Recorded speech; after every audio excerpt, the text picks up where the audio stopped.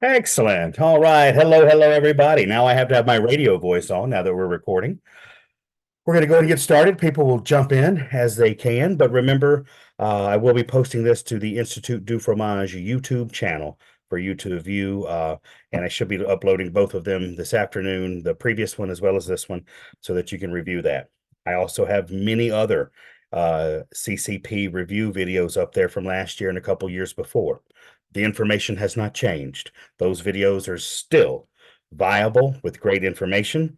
I highly encourage you to watch them, especially the ones with milk for cheese making, the one for math, affianage, anything that had Pat Ford or Zoe Brickley presenting are very good videos. I highly suggest you watch them. They will help you out because there are plenty of questions that come from the materials that they cover. So it's on you to watch those videos. Also, you have 1 week to apply for this exam. If you have not applied for this exam, you have 1 week. They will not allow late applications in to take the exam. So this is the week. If you've not done it, by golly, after this review session, please apply. I do not do anything for you to help you get into the exam. I am merely a guide and a friendly individual to help get you to pass this exam. It's up to you to apply and pay for the application process and all that good stuff. All right, so let's get to it. And again, I've got my chat feature open, so welcoming any questions that you have. Please chime in. You're not interrupting me at all, ever. If you have a question, if I can't find the answer, I will look it up and get back with you. Okay, so in our guide, our best practice guide for cheesemakers, I've got a couple of copies of it here. This way it's probably not showing up on screen because I've fuzzed it out. But best practice guide for cheesemakers, I have emailed this to everyone. Also, you can find this on the ACS website under their resources tab. So this is free material for you to get. I'm going to read through this now, and as we go along, I'm going to point out the highlighted information that you should know. So when going into this microbiological sampling and testing, this is going to be basically your safety. This is good. We're going to talk about all the little buggies and everything that can make people sick when you're that come about, whether it's being from the milking process, from the cheese making process, if it's from raw milk, if it's from poor food handling procedures. So anything. So think about this again. If you're reading material and the material happens to affect everybody in the cheese industry, from farming all the way up to consuming, if it affects everybody, then it will more than likely be on the exam. So think about anything that can get somebody sick that affects us all in the cheese industry. So all of this information is going to be vital. So let's get to it. So here, just going through modern milk handling and processing have dramatically changed the microbial makeup of raw milk itself. That's great to know. But what I want you to know here are definitions.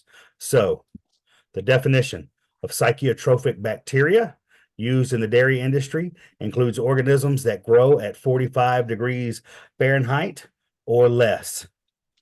That is a definition. You will 100% get asked about that. In what way the question will be asked, I don't know. But psychotropic bacteria, that is your main phase. And know that it is 45 degrees or less. So that sounds pretty cool to me. Not cool as like the fawns, but cold as in temperature. Um, so that is something to definitely get to. These bacteria can grow under refrigerated conditions. That's going to be your takeaway from this very first positive, this first paragraph here. All right, I gotta make sure my light can show my old highlighting.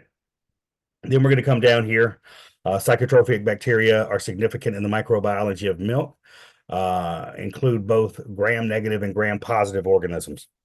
Just so you're aware, they're not going to get quite that specific on the exam as far as getting into gram-negative, gram-positive organisms. They will, though, ask questions such as, can psychotrophic bacteria grow under refrigerated conditions? Something along those lines. That's where you're going to need to focus. And you will likely get asked or have a choice of one of the answers being the specific degree. So 45 degrees Fahrenheit or 7 degrees Celsius. Again, they're not going to change that up. You're not going to have to do math equations for Celsius or Fahrenheit. They'll give it to you just as you see it right here on this page. Okay. Then we're going to go down and continue to skim. All righty. So in this paragraph here, Yersinia. This is a pathogenic psychotrope that can cause acute appendicitis. So we're going to get to the next page. You're going to have a lot of things listed out that we're going to cover. But anything that you're reading through in this packet that gives you a specific indicator as what it can do to you, what it causes, you'll need to know what it is and what it causes. That's how we differentiate between all of these pathogens that we're going to be talking about. All right. So let's keep moving on to the next page. So that was 31. We're on now page 32. So Food and Drug Administration, again, know your acronyms. FDA. It sounds simple. A lot of us have been in the industry for a while. I know it. But if you're wanting to study, if you get confused with a bunch of acronyms, know what they are, because they're not going to ask you what is the acronym for Food and Drug Administration. They're just going to talk about the FDA, and you'll have to know what that is. Okay. So the guidance for FDA staff compliance policy cover the federal policies and recommendations concerning pathogens and non-toxinogenic E. coli in dairy products. So what could be asked in this situation is, what governmental agency oversees the federal policies and recommendations concerning pathogens? Boom, that's a question right there. I'm not trying to drive you crazy with this, but this is literally how the questions for the exam get made. They basically, sentences are turned around to questions. So hopefully you're seeing as how I'm reading this, and you're starting to read it in a very similar way. So now let's get to organisms of concern. So this is going to be on page 32 of this. And oh my goodness, my holy sweet goodness, all of this is important. This is perfect for you to write out flashcards. Salmonella. Salmonella is a pathogen that, when consumed, can cause an infection. A dose as little as 15 to 20 organisms can cause illness. The symptoms of infection include gastroenteritis. Salmonella is shed in the feces of infected animals and can contaminate pasture land and milking parlors. So the main thing, I don't think they get as specific as far as like what dose of organisms get you sick. That's not as much to remember, but know that salmonella is shed in the feces of infected animals. That's where it comes from. That's what's important. And then we're going to keep going. E. coli, they're not going to go through all the different letters of this or that and the other, but E. coli is what it's going to be called. Infectious dose is estimated between 10 and 100 organisms. They list this out again, but it's when food contaminated with this is consumed. Okay. The pathogen colonizes the intestinal tract, where it produces a toxin and causes hemorrhagic colitis, and that can progress into more serious complications. So know about that. Non-toxic. All right, if you're on, please make sure we keep ourselves mute. Thank you. All right. Campylobacter. Symptoms of the infections include abdominal pain, fever, diarrhea, and vomiting. Can either be shed in the feces or the milk of an infected udder of a dairy animal. Most human outbreaks of infections of Campylobacter that are associated with dairy products have been linked to raw milk or inadequately pasteurized milk. Please forgive me if any of my mispronunciations today, but Yersinia is a pathogen that causes infection. Symptoms of the infections include gastroenteritis, fever, diarrhea, bloody stools, rash, joint pain, nausea, vomiting, headache. I sound like a TV commercial right now, right? Infection by this is considered a cause of reactive arthritis. So you'll get asked. The main thing too is they want to know where you get it. The thing is, if you know where to get it, then it's how to prevent it. So that's what we want to get to. Clostridium botulinum, Definitely know all this. Symptoms can progress to difficulty of breathing, weakness in other muscles, abdominal distension, and constipation. It sounds crazy. Like you won't get asked about every single one of these, but you will get asked about several of these, so you need to know them all. All right, Staphylococcus. Definitely know about that one. Dairy animals with mastitis may be the source of this. So that's what I would write down. An animal with you're like most likely to catch what from a dairy animal with mastitis. All right, if I'm going too fast, let me know. We're going to keep rolling. All of these are important. Listeria, of course, we hear about that in the news. Salmonella and listeria are the main things that scare human beings away from cheese from time to time, and they're some of the biggest outbreaks we can have. But Listeria is a bacterium that is ubiquitous in soil, water, and some animals, including cattle. It can be present in raw milk and foods made from raw milk, and can also cause post-production contamination of pasteurized milk products if Listeria in the environment is not controlled. This has happened recently.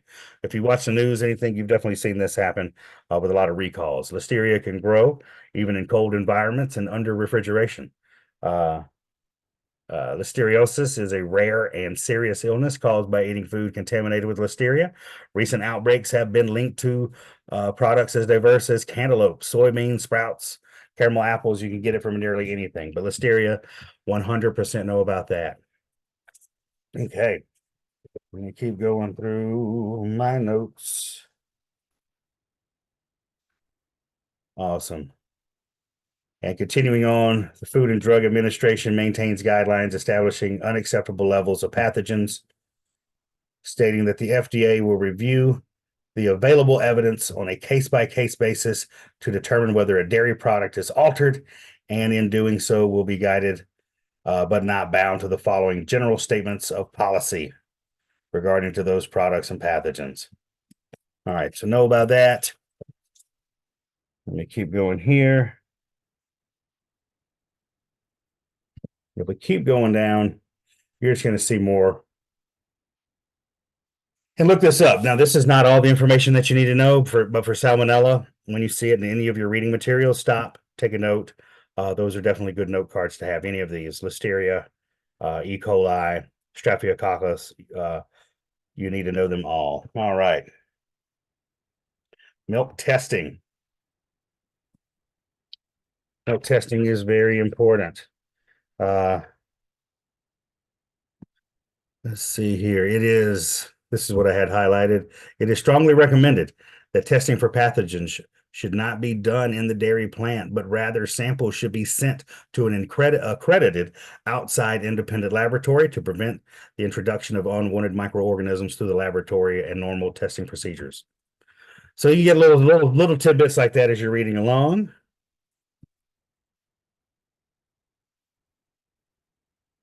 And let's see. Standard plate count.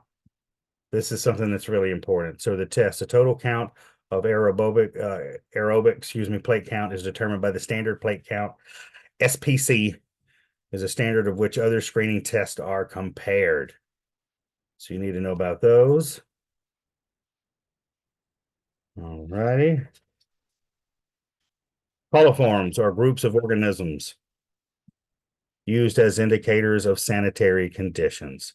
Poor milking hygiene, poor animal housing, seasonal conditions, muddy versus rainy, and improper cleaning and sanitizing of equipment may result in elevated coliform counts. So that is a good thing to know. Sorry, I'm trying to get the right lights to catch my highlightedness. All righty. Again, read this whole packet, but I'm just trying to give you the good, there we go, tests. I would know everything about these tests because they will get into the numbers on this. The standard plate count, you will need to know the numbers as well as the temperatures on this. All righty, now raw milk cheese. Raw milk cheese, anything that we read about raw milk cheese that is scientific, bookmark it in your head. getting, you're going to want to know this because raw milk is such a big deal in our industry, raw versus pasteurized. We at the American Cheese Society, all of us in this cheese world, we want to fight for raw milk cheeses, but it's got to be clean. It's got to, there needs to be control over it. Cheesemakers should expect to have their food safety protocols as well as overall plant conditions examined under the Food Safety Modernization Act, FSMA. That will absolutely, you will have a FSMA question or two on there. These protocols should include written GMPs, a risk management plan such as HACCP, or preventative controls and testing of products after the 60-day aging requirement. All right, tests for raw milk cheeses qualify and safety should include all tests mentioned. So know about that. Let me get into my environmental monitoring. Perfect. The purpose of environmental monitoring program is to establish an effective system to detect the presence of Listeria species in all areas of the cheese processing plant. Boom. What is the purpose of an environmental monitoring program? Oh, it is to establish an effective system to detect Listeria. Look at there. So many good questions popping up out of here. I had here ATP. I think that's a little too detailed. Hopefully I'm giving you good tips. Like if it's really too detailed and scientific, it's not going to be quite asked on that. But let's get to our zones. Testings for pathogens and indicator organisms is done by swabbing the facility's zones. So this is something, again, this is a best practice guide for cheesemakers. So this is all the things they have to go through. This affects us all, but I would know these zones. You may get 1 to 2 questions. It's not going to be a significant amount, but there will be something about here on all of these zones. Zone 1, the zone contains food contact surfaces and includes all processing equipment and lines such as pasteurizers, bulk tank, curd knives, pipes, cheese vats, paddles, draining mats, knives. You could get asked, what are the following best describes items found in zone 1? And you'll need to know a couple of those. But if you really focus on the fact that it contains food contact surfaces, then all you need to know is, does any of this contact food, right? Zone 2, non-food contact surfaces are in the areas that are directly adjacent to zone 1. This includes non-food contact surfaces that are in the area around the production zones, aprons worn by employees, hoses used for cleaning, the floor path that is exposed to food products. So again, these are things, these don't touch food, but they're in the area. So this is some of it. I don't want to say it's common sense because it is good to read it and know, but if you know the major thing, you'll be able to find the answers out of it. Zone 3 is the area that's directly surrounded zone 2 and holds the risk of cross-contamination within product. These areas include non-product contact surfaces within the processing area and storage areas for packaging ingredients and finished products. So the floors, hoses, ventilations, drains, all those good things. And then zone 4, something absolutely includes sites that are not located where food is produced or exposed. Perfect. And here we go. Look at this. Boom, boom, boom. Highlight. It is important to note that zones 2 through 4 can be tested for Listeria species.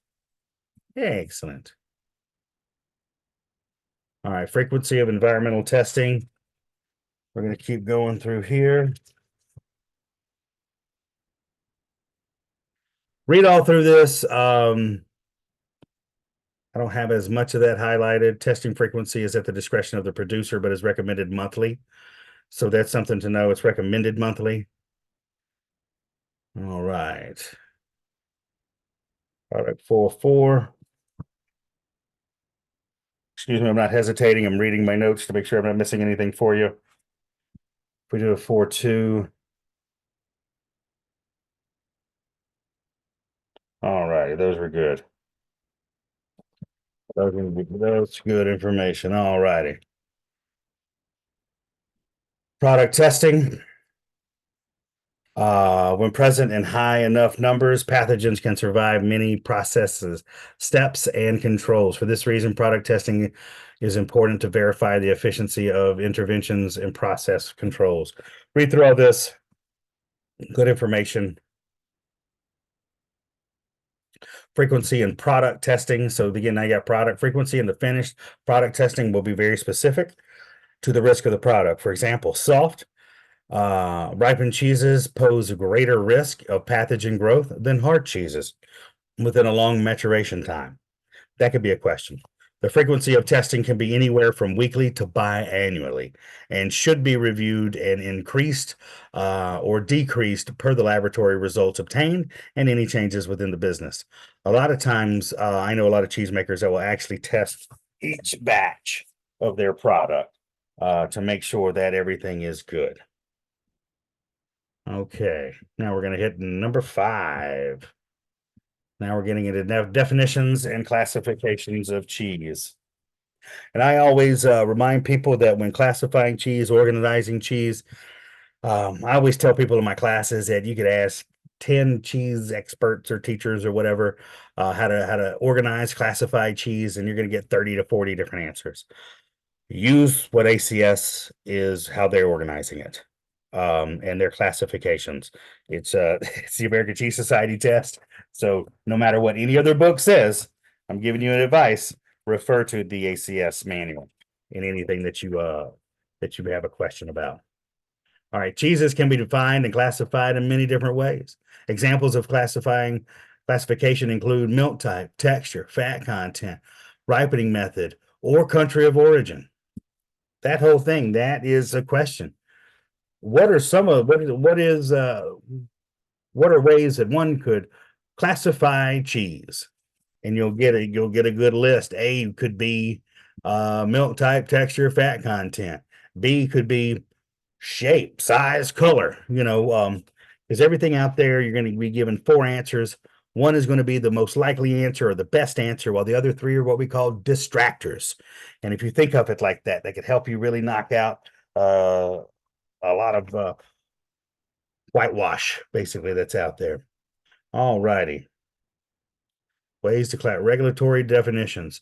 So this is your good little cheat sheet here. The Food and Drug Administration, again, FDA, maintains and enforces a number of standard of identity for 72 cheeses and cheese products.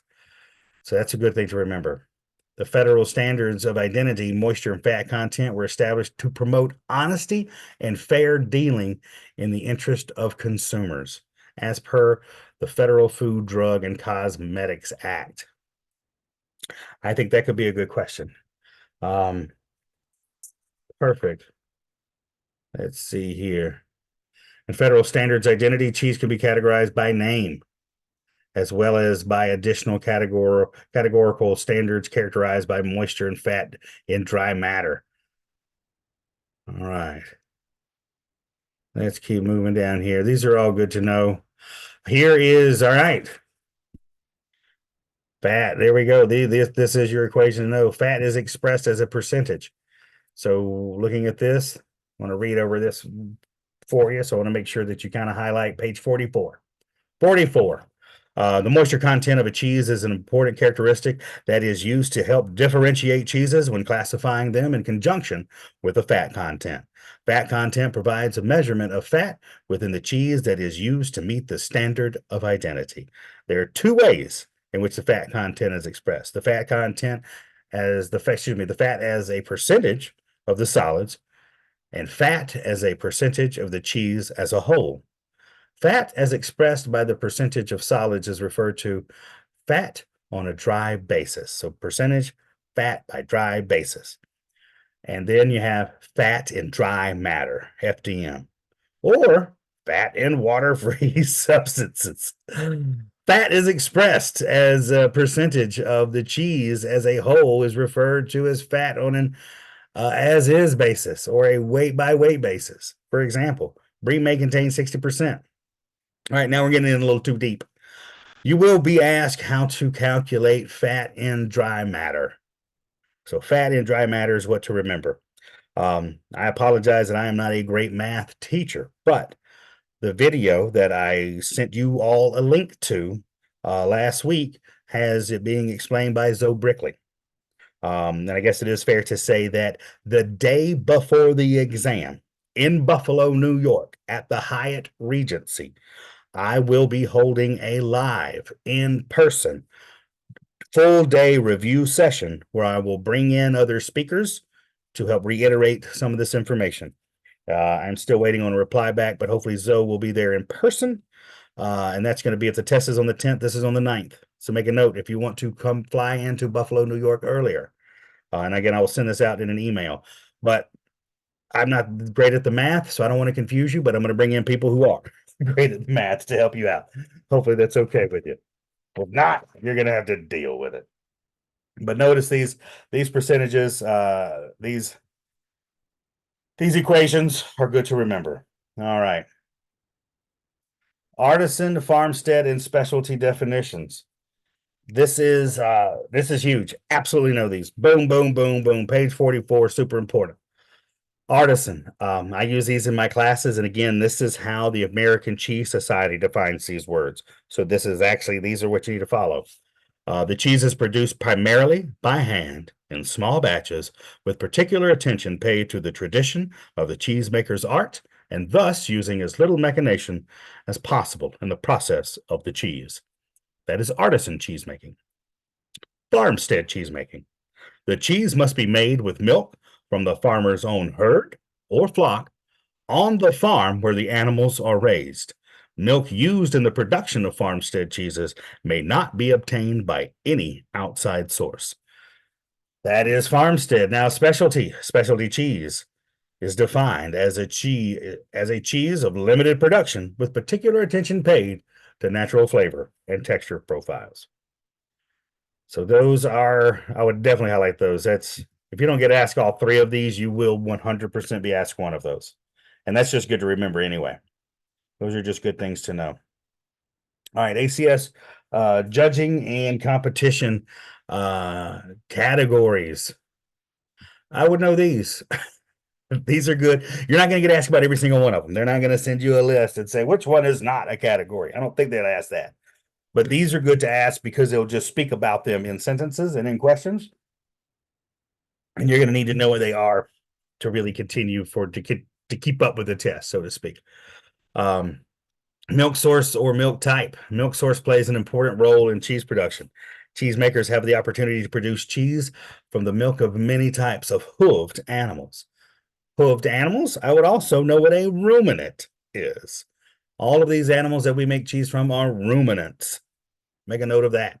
This allows a cheesemaker to use blends of milk for multiple species. Each blend of milk provides its own unique characteristics to the cheese. Blended milk cheeses do not currently have a standard of identity, but must follow the same safety requirements as any other cheese.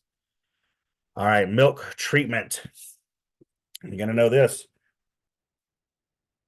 Current regulations in the United States allow for the sale of cheeses made from unpasteurized milk as long as the cheese is aged for a minimum of 60 days at a temperature no less than 35 degrees Fahrenheit.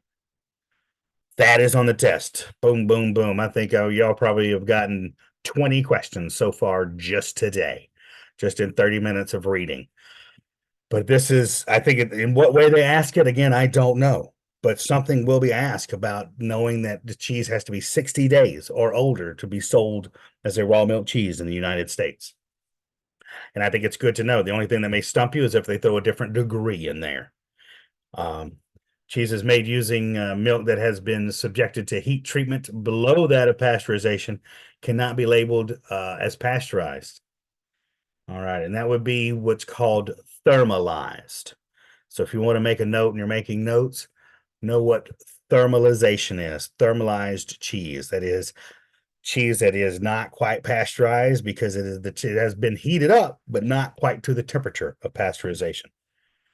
All right, method of coagulation. Cheeses also can be categorized by how they're coagulated. Acid coagulated or lactic cheeses.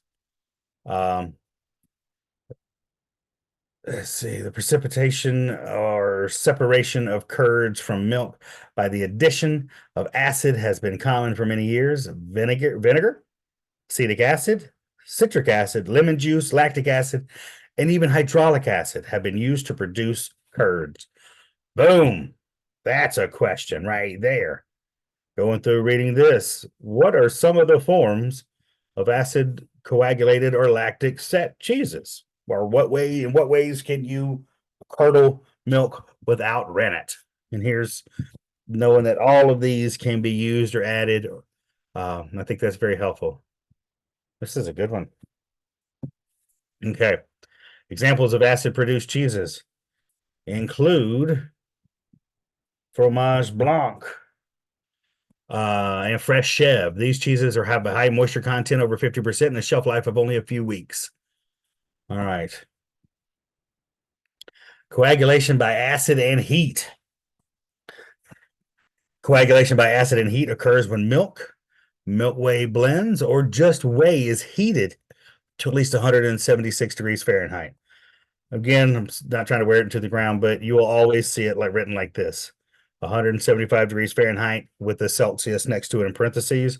They're not going to trick you on that. It's not going to trick you on that. They're going to say it's going to be a fact. It'll match up no matter what. They may give you different temperatures of Fahrenheit, but it will be a different temperature of Celsius for at least 5 minutes. This denatures or unfolds the whey proteins and encourages association of whey proteins with casein micelles.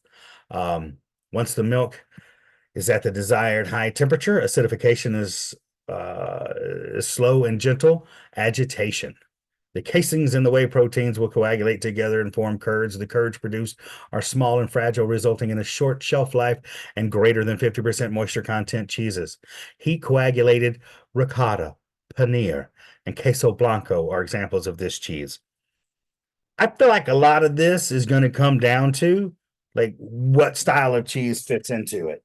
Like knowing that 176 degrees, that would be good. But if I were writing my study notes or my flashcard for this, I would have on one side coagulation by acid or heat, and on the other side, I would put that you can go with the milk whey blends, or just the whey heated up to 176 degrees Fahrenheit. It has 50% higher moisture content. Examples: ricotta, paneer, queso blanco, and that kind of puts that long paragraph into more of like a sentence, basically. Rennet coagulated. Rennet was originally produced by harvesting the digestive enzyme of a suckling calf or kid. The process of drying the animal's stomach, then grinding it up to add to the cheese milk, has evolved into actually producing the same enzyme through microbes such as Mucor mia. These enzymes are proteolytic, so that when they are added to the milk, they cleave a specific section of a particular casein species, causing the chain reaction that results in the formation of a coagulum. All right. I know this is a lot to go through, but all this is pretty important. After the cleavage of the peptide bond known as K-casein, the new protein is formed, and it is insoluble in the presence of calcium ions. I don't think you're going to get that specific. That's going to be a little too much, so don't let that bog you down. We're going to pick out the high points. Examples of rennet-produced cheeses include brie, cheddar, Gouda, and Brick. They could list some other style of cheeses, but I find that when the item writing team goes in to write questions, they want to look for a specific spot to be able to go to for these questions, to say that here's where we found the answer. So if you see something specific like this written out by ACS, high likelihood it could be on your test. All right. Method of ripening. I think my old notes are all out of whack, so we're going to keep going. Method of ripening: fresh or unripened cheeses or unaged cheeses. They have a relatively short shelf life, which may be extended by submerging the cheese in oil or freezing it. These cheeses have a moisture content of 40 to 80%. All righty. And here, these are the categories that ACS judges by. So, surface mold ripened cheeses. Examples are brie and camembert. Surface mold. Think about that. Brie, camembert. It usually has your Penicillium camberte or on there, right? Let's see here. So know that. Internal mold ripened cheeses have the additions of mold spores from the Penicillium family, like Roquefort. So internal mold ripened blue cheeses, Roquefort, Gorgonzola, and Stilton. I think you all are probably out there nodding your heads. You get that. This is great. Know the examples. I think it's more like what would be examples, best examples of surface mold ripened cheeses. One would say Brie and Camembert. B would be Brick and Epoisse. C could be Gouda and cheddar. No, it's the answer. The A. Internal mold is blue cheese. Surface bacteria ripened cheeses referred to as washed or smear rind cheeses. Typically have rinds that are various shades of red orange. These cheeses are washed during the maturation process, and the bacterium that give the cheese its color and thrive with its treatment. Soft surface ripened cheeses are often characterized by rich, aromatic, piquant, very bold smell and flavor. Semi-hard smear cheeses are milder with a pleasant Swedish flavor. Tilsiter, Gruyere, Beaufort, Trappist, Munster, Brick, and Limburger are all examples of surface bacteria ripened cheeses. This is one to remember that if they that could throw you off a little bit, because in the cheese world, I think here in the States, we make certain words have meanings, if that makes sense. So we take the word brie and we use it to talk about all soft ripened bloomy rind cheeses. But when we think of wash rind cheeses, typically here in the States, or what I've dealt with in stores, is we always think about Epoisse, Brick, Raclette, cheeses that are washed and somewhat soft, and Limburger that are stinky. But you forget about cheeses like Gruyere and Beaufort, Comté. Those are cheeses that actually, they're aged longer, so the schmear ripened on them is wiped around the cheese to help them develop a rind that becomes firmer over time. So just know, don't let that throw you off in the exam as well. Internal bacteria ripened cheeses can range from semi-soft to hard grating cheese in texture, thus giving a wide array of fat and moisture content. So internal bacteria ripened cheeses, eyed cheese is ripened internally as well. Generally, these cheeses remain stable in pH during the aging process, as well as lower in the moisture. So cheddar, provolone, and Swiss are a few examples of internal bacterial ripened cheeses. All right, we're getting there. Know about the Specialist Cheesemakers Association combines several of the above characteristics and categories. That's good to know. I would look at the safety wedge. As far as I recall on the exam, I don't recall like any graph being put on there that you have to talk about or answer from. But I think it's good to know as far as any graphs that are out here, know what they're about, basically. All right. Cheese making. Let me see if I can get caught up here in my other book. No questions so far. Everybody's doing good. Not everybody has left yet. No, this can probably seem boring, but I promise it's going to help you. I'm trying to use my radio voice as well. All right. So, best practices manual is not a recipe book or instruction manual on how to make different styles of cheese. Many sources exist for learning techniques of various styles, and cheesemakers will want to develop their own preferred method. That's great. Let's see. Safe cheese production combines practices that exclude hazardous ingredients, prevent contamination of product during the cheese making, and eliminate hazards during the cheese making. That's a question. I'm reading that. Safe cheese production combines which of the following? And they'll give you A, listing everything out here, B, something different. So keep thinking in that way. I think that is a good source for a question right there. Cheesemakers need to establish that the series of procedures that they choose will consistently and invariably result in food that is safe for their customers. All right, so we need to get into the records, right? Perfect. So now we're getting into an international agreement on the definition of cheese is published by the Food and Agricultural Organization, or FAO, another fun acronym. You could have a acronym drinking game if you wanted to, or you don't have to drink.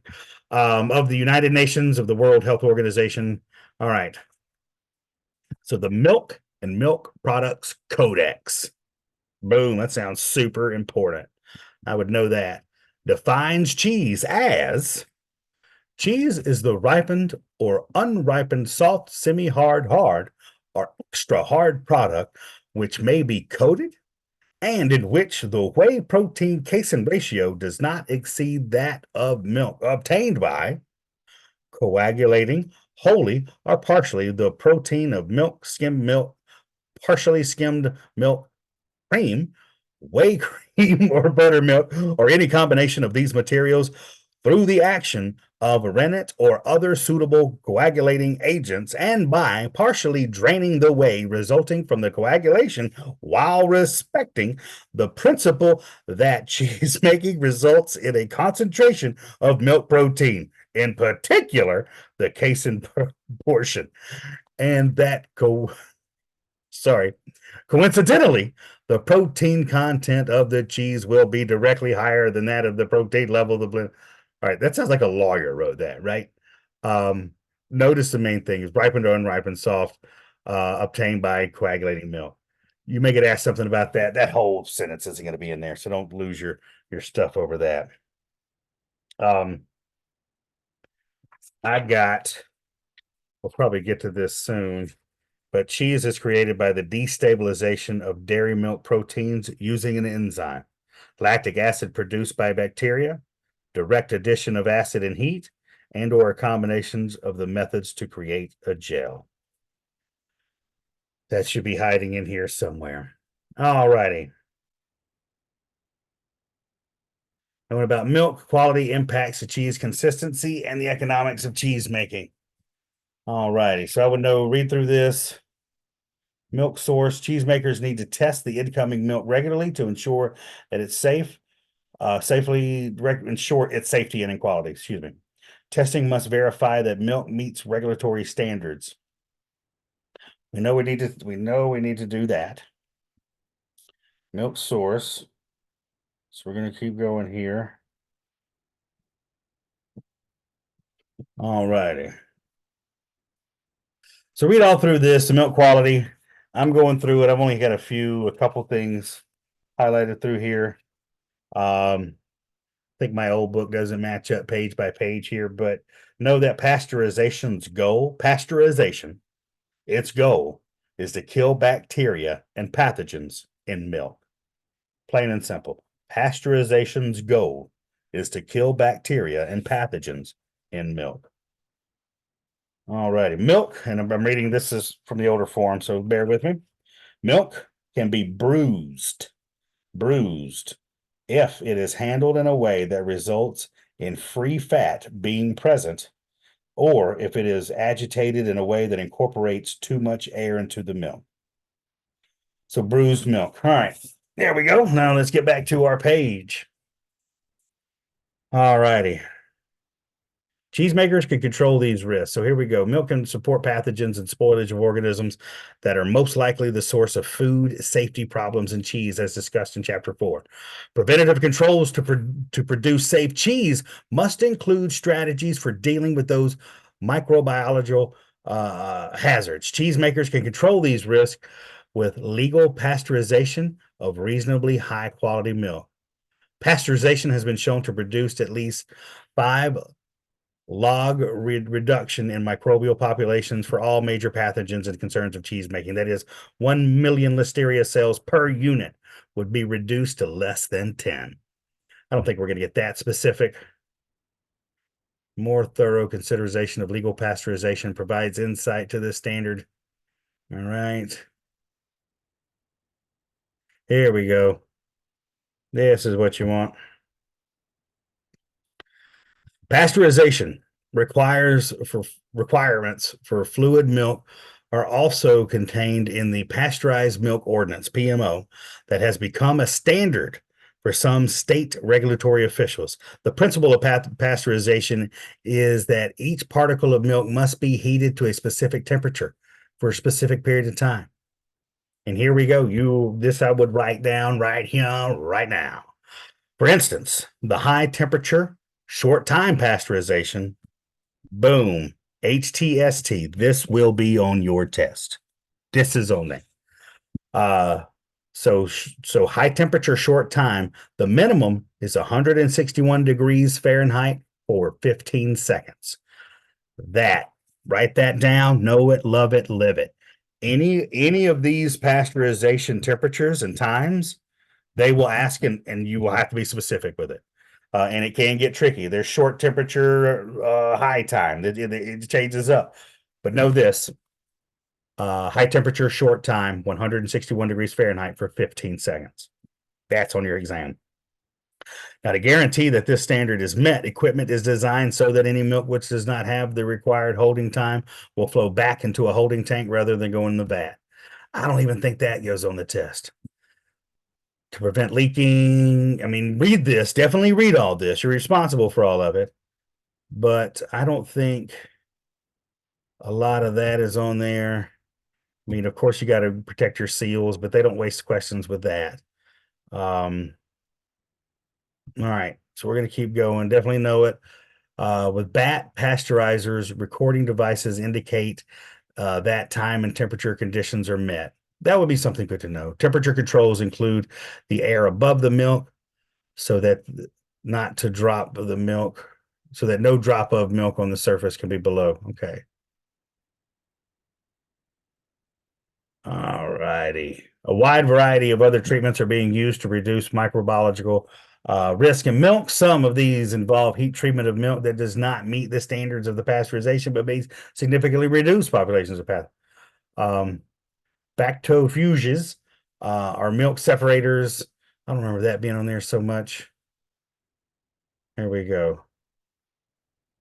All right, this is where we got turned around earlier. So looking here, now I'm on page 53. So page 53, legal pasteurization breaks down phosphatase in milk. There we go. If a legal seal on a pasteurizer is broken, cheesemakers may be required to test the milk. That's fine. They're always going to test it. But because of the 60-day aging is not a foolproof procedure for eliminating pathogens. So that allows me to read something into this question. So why does the FDA have a 60-day rule? We know that there is a rule, but why? And that would be to eliminate pathogens. But since that's not a foolproof procedure, testing cheese made from unpasteurized milk is advisable, though not required. I still think every raw cheesemaker I know tests their milk. That's the one thing we have in this country is our standards have increased significantly. In addition to soft and semi-soft cheeses may only be made from pasteurized milk. Okay, so we know that.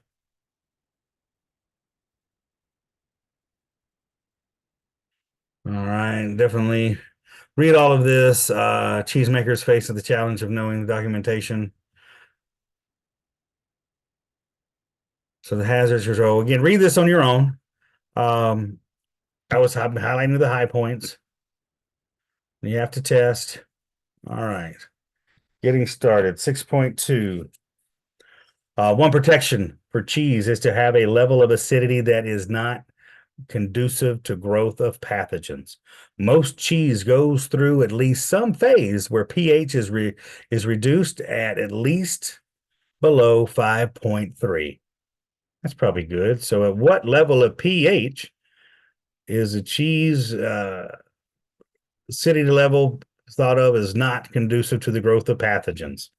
A, 5, B, 5.1, C, 5.2, D, 5.3. You'd know it'd be D, 5.3. Excellent. Starter cultures. Most common cheese varieties are acidified using lactic acid bacteria. That's what cultures are.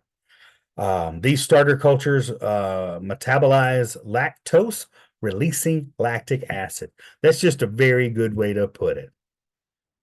That is what fermentation is called. That's how you get that going. So the starter cultures metabolize the lactose, releasing lactic acid.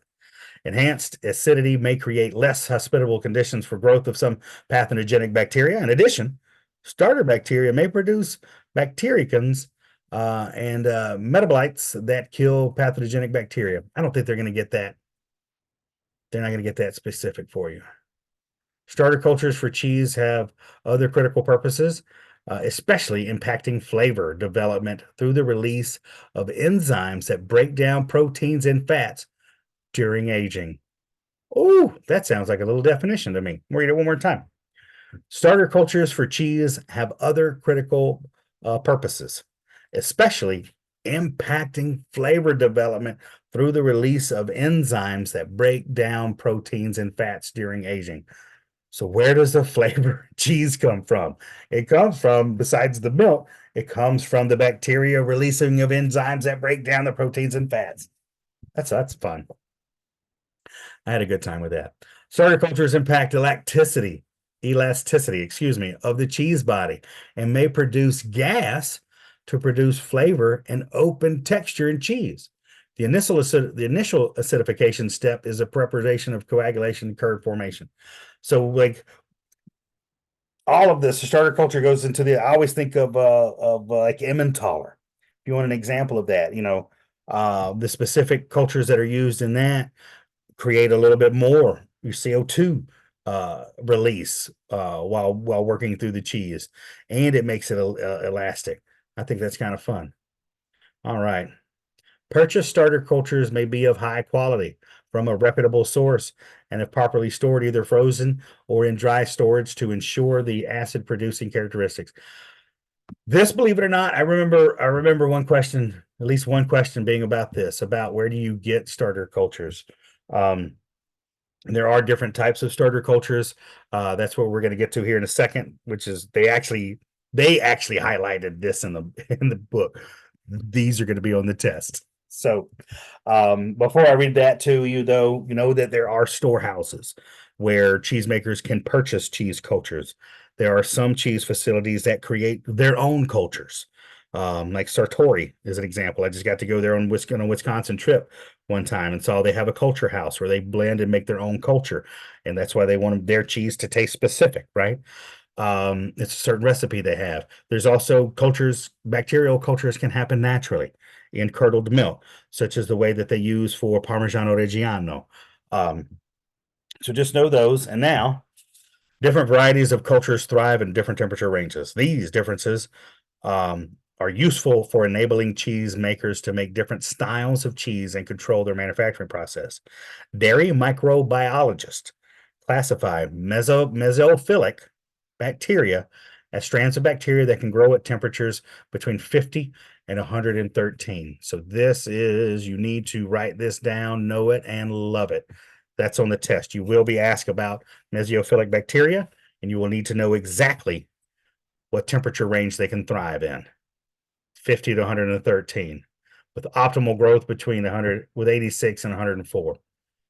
I don't know if they get specific with optimal growth, but like the basic range, definitely know that. Thermophilic bacteria grow at a temperature range of 68 to 122, with optimal growth at 98. So it's a higher temperature. Mesophilic, thermophilic. Definitely know those. These are going to be on your exam, page 54. Many starter cultures are a combination of these classes of bacteria. Inclusion of thermophilic cultures may speed early acid production and protect against slow acid production in case of accidental overheating in the vat. Thermophilic cultures tend to be salt sensitive and have less of an impact on the cheese during the aging process. There we go. And then non-starter lactic acid bacteria. Nasalib, I think. But non-starter lactic acid bacteria are also common in cheese. These bacteria may be naturally occurring in the milk or the cheese-making environment. They are responsible for some characteristic variations in cheese between manufacturers. They also result in acid production and spoilage in the cheese made without the addition of starter cultures. All right. There we go. storage. Read through this portion. I don't think it's the biggest piece of all of this, but the mesophilic and thermophilic absolutely are. You have to know that. All righty, let's keep going here. I want to get to a page where we talk about bacteriophage. So hopefully I can forward this on. We're going to 56. Read all through that. Now we're on page 57. In lieu of lactic acid, bacteria cheesemakers lower the pH of some cheese varieties by direct addition of acid into milk. The higher acidity may not be supportive of pathogen growth, but also won't have the antibiotic, properties of some bacterial acidifiers. All right, we're going to keep going here. As acid is added, the pH will initially drop but rise again. All right, we're going to keep going. This is still read through it. There we go. Now in adjunct cultures. That's where I wanted to be. Got a couple minutes with you. In addition to lactic acid producing cheese cultures, cheesemakers use adjunct cultures. These cultures generally impact flavor development and cheese texture. Other adjunct cultures produce gas, carbon dioxide, that can produce open texture or eyes in the cheese. And that's what I was talking about when I was talking about Emmentaler. Protective cultures may be designed to include bacteriocins and bacteriophage that destroy specific types of pathogenic bacteria. And that's where I wanted to get to today. Write down the word bacteriophage. That's going to be on there. And this is going to be as scientific-y as this exam gets. So we're going to stop there on page 58. And we're going to keep going. I'm going to have much more of these, but don't wait on me to continue to read through this. Hopefully, as my goal as reading through it is not just to read to you, but show you how to read through it and pick out what you think the questions could be. You can do this on your own. You could read through here, and as soon as you see a definition, of course, that's an easy one. If they have highlighted it in bold letters in this packet, boom, there's a high chance that means it's important, and they're probably going to ask you about it. So keep reading through this. We'll come back, and I'll send out another invite to the next study course as soon as possible. Don't forget, you must apply by the end of next week or you won't be taking the test. You can take it virtually or you can take this exam in person in Buffalo. I have sent you, I think so far, plenty of reading materials, my book suggestions. I have sent you the IDF 800 course, which is more information such as this for you to read through at your leisure. A lot of good information in there. And hopefully I'm doing my best to help you narrow down. I use this packet, the Best Practice Guide for Cheesemakers. I learned it inside and out when I was taking the exam, and I found it to be a tremendous help. So besides me just reading it to you, please take the time on your own to read through it and make flashcards. It may sound elementary, but flashcards are so important, and it helps out because anybody can hold a flashcard with you and help give you the answers. All right. I will send out another one. Thank you all for your time today. I had to cut it on to an hour. What day is the study session? Perfect. In Buffalo. So Rachel, our test is on the 10th. The exam is on the 10th. My review session will be on the 9th. And that session, I will hold it from 9 a.m. to 4 p.m. I'm flying in on Monday of that week to spend the night Monday night. So Tuesday morning, we're up studying. And again, I will have, wait a minute. I have so many papers out here.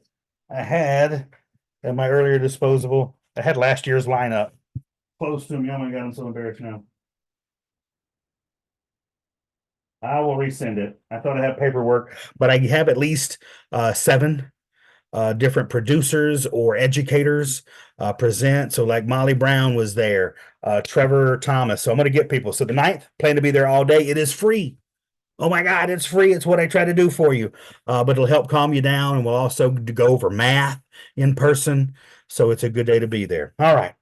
Hope you guys have a great day. And if you ever need me, Naldridge at gfifoods.com. I'm just typing that in.